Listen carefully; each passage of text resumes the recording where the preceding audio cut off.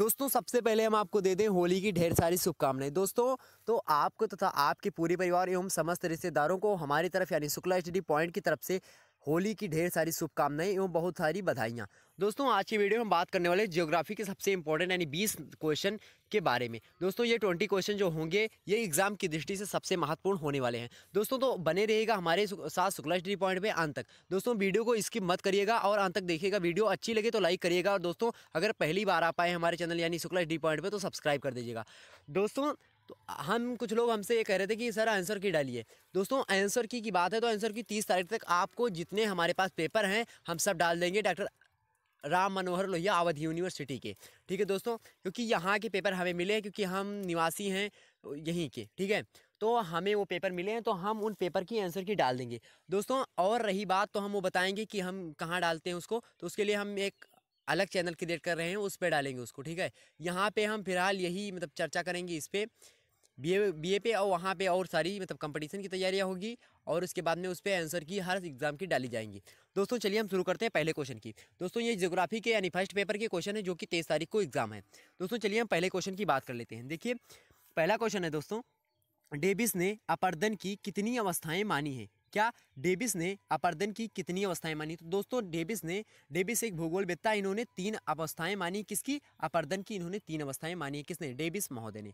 अब बात करते हैं दोस्तों दूसरा नंबर क्वेश्चन की, यानी अपर्दन चक्र में व्यवधान का आधारभूत कारण क्या है? तो दोस्तों व्यवधान का आधारभूत कारण है अपर्दन चक्र में उत्थान। ठीक है दोस्तों, उत्थान जो है वो अपर्दन चक्र में व्यवधान का आधारभूत कारण है। अब दोस्तों बात करें तीसरे नंबर क्वेश्चन की। देखिए किस इकाई को अपर्दन चक्र में पेंक यानी एक भूगोलवेत्ता है पेंक ने प्राइमारंभ कहा है? तो दोस्तों प्रारंभिक इकाई को जो है प्रारंभिक इकाई को पेंक ने प्राइमारंभ कहा है। किसने कहा है? पेंक महोदय ने, एक भूगोलवेत्ता है, ये प्रारंभिक इकाई को कहा है। ठीक है, अब बात कर लेते हैं देखिए चौथे नंबर क्वेश्चन की। अब दोस्तों देखिए चौथा नंबर क्वेश्चन, अपर्दन किस भाषा के शब्द से बना है? तो दोस्तों अपर्दन जो है वो लैटिन भाषा के शब्द से बना है। कौन? अपर्दन।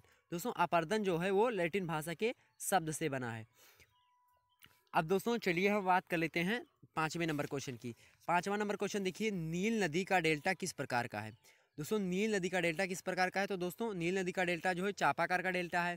ठीक है, जबकि पंजा का डेल्टा अगर पूछा जाता है आपसे कभी एग्जाम में यहीं पे, तो आप मिसिसिपी नदी है वो पंजे आकार का डेल्टा बनाती है।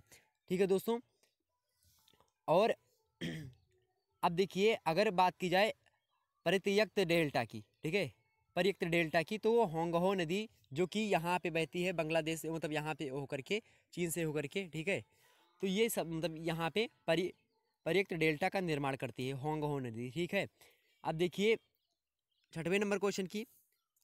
तो दोस्तों छठवां नंबर क्वेश्चन अभी हम देखते हैं। तो देखिए छठवां नंबर क्वेश्चन आपके सामने है दोस्तों। देखिए नदी की युवा अवस्था को बनाने वाली स्थलाकृति को क्या कहते हैं? क्या नदी की युवा अवस्था को बनने वाली स्थलाकृति को क्या कहते हैं? यानी जो नदी जब युवा अवस्था यानी अपनी युवा अवस्था में होती है नदी, तो उसके द्वारा जो स्थलाकृति बनती है उसको क्या कहा जाता है दोस्तों? तो उसको मार्ज कहा जाता है। ठीक है, अब बात करते हैं उसको मार्ज कहा जाता है। किसको? नदी की युवा अवस्था में बनने वाली स्थलाकृति को मार्ज कहा जाता है। ठीक है दोस्तों, हम 2-4 बार इसलिए कह रहे हैं क्योंकि आपके माइंड में वो आपके दिमाग में छप जाए कि ये सही होगा। ठीक है, ऑप्शन देखते ही आप मार देंगे। अब देखिए बात करते हैं 7वें नंबर क्वेश्चन की। देखिए 7वां नंबर दोस्तों, यानी गुंबदीय संरचना वाले क्षेत्रों में निर्मित अफवाह प्रतिरूप क्या है? क्या गुंबदीय संरचना वाले क्षेत्रों में निर्मित अफवाह प्रतिरूप क्या है? तो वो वलयाकार है। ठीक है दोस्तों, वलयाकार है। क्या? गुंबदीय संरचना वाले क्षेत्रों में निर्मित अफवाह प्रतिरूप। अफवाह दोस्तों एक चौड़ा सा होता है। जैसे नदी किस जो सबसे बड़ी नदी होती है अफवाह के क्षेत्र में, तो ये कौन सी सबसे बड़ी नदी है? तो इसी तरह से जो है ये अफवाह तंत्र होता है। एक नदी का अफवाह तंत्र होता है, कितनी चौड़ाई है उसकी, वही अफवाह तंत्र होता है। ठीक है, अब बात करते हैं 8वें नंबर क्वेश्चन की। नहीं, छत्रक की रचना किसके द्वारा होती है? किसकी छत्रक की रचना जो होती है वो किसके द्वारा होती है दोस्तों? तो वो पवन द्वारा होती है छत्रक की रचना। किसके द्वारा? पवन द्वारा, यानी पवन मतलब वायु द्वारा होती है छत्रक की रचना।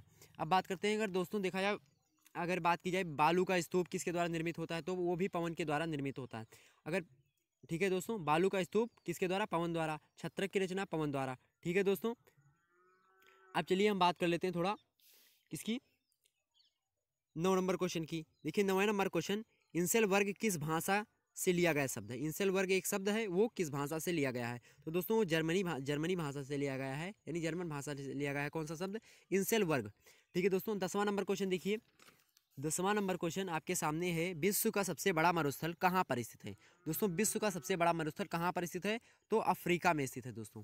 क्या नाम है उसका? सहारा मरुस्थल। ठीक है, सहारा मरुस्थल अफ्रीका में है, जो कि सबसे बड़ा मरुस्थल है। ठीक है, कहाँ पे है? अफ्रीका में। अब देखिए दोस्तों 11 नंबर क्वेश्चन आपके सामने आने वाला। तो देखिए दोस्तों आपके सामने 11 नंबर क्वेश्चन, यानी इसकी लिस्ट जो है आ चुकी है। देखिए दोस्तों 11 नंबर क्वेश्चन है कि हिम सोपानों के मध्य बर्फ के पिघलने पर निर्मित झीलों को क्या कहते हैं? क्या? हिम सोपानों के मध्य बर्फ के पिघलने पर निर्मित झीलों को क्या कहा जाता है? तो दोस्तों वो कैसी झीलें होती हैं? पेस्टर नास्टर। ठीक है, पेस्टर नास्टर झीलें उनको कहते हैं। किनको? हिम सोपानों के मध्य जो बर्फ पिघलते हैं उनके द्वारा जो निर्मित झीलें होती हैं उनको कहते हैं क्या? पेस्टर नास्टर झीलें।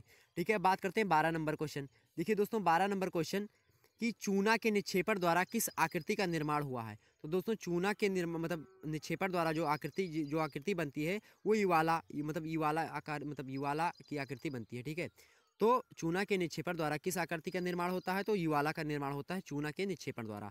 दोस्तों 13 नंबर क्वेश्चन देखिए, किस विद्वान ने अपर्दन चक्र सिद्धांत में परिवर्तन किया था? किस विद्वान ने अपर्दन चक्र सिद्धांत में परिवर्तन किया था? तो वो पेंक महोदय ने अपर्दन चक्र में जो है क्या किया था? परिवर्तन किया था। जबकि अगर उसकी बात की जाए कि किसने दिया था इसको, अपर्दन चक्र जो था इसको किसने दिया था? तो उसको डेविस महोदय ने दिया था दोस्तों।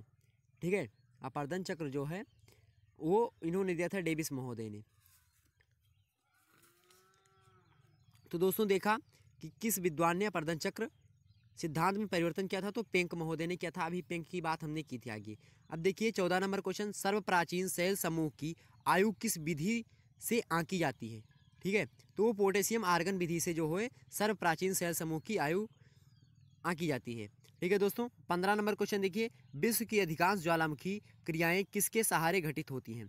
तो दोस्तों मोड़दार मेखला के सहारे विश्व की अधिकांश ज्वालामुखी क्रियाएं जो होती हैं वो घटित होती हैं। ठीक है, मोड़दार मेखला के सहारे। दोस्तों चलिए हम बढ़ते हैं 16 नंबर क्वेश्चन की। देखिए दोस्तों 16 नंबर क्वेश्चन, ग्रिफिथ टेलर के अनुसार मानव उद्गम क्षेत्र कहाँ पाया जाता है? ग्रिफिथ टेलर के अनुसार मानव उद्गम क्षेत्र कहाँ पाया जाता है? दोस्तों मध्य एशिया में जो है ग्रिफिथ टेलर के अनुसार मानव उद्गम क्षेत्र पाया जाता है। कहाँ?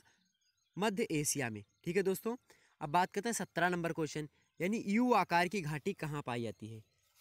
दोस्तों यू आकार की घाटी जो है कहाँ पाई जाती है? 17 नंबर क्वेश्चन है, तो वो हिमानी क्षेत्र में पाई जाती है यू आकार की घाटी। ठीक है दोस्तों, अब दोस्तों देखिए यू आकार की घाटी पता होगा कि हिमानी क्षेत्र में पाई जाती है। देखिए दोस्तों 18 नंबर क्वेश्चन, पृथ्वी का औसत तापमान कितना होता है? दोस्तों पृथ्वी का औसत तापमान जो होता है, पृथ्वी का औसत तापमान दोस्तों कितना होता है? 35 डिग्री सेल्सियस होता है पृथ्वी का औसत तापमान।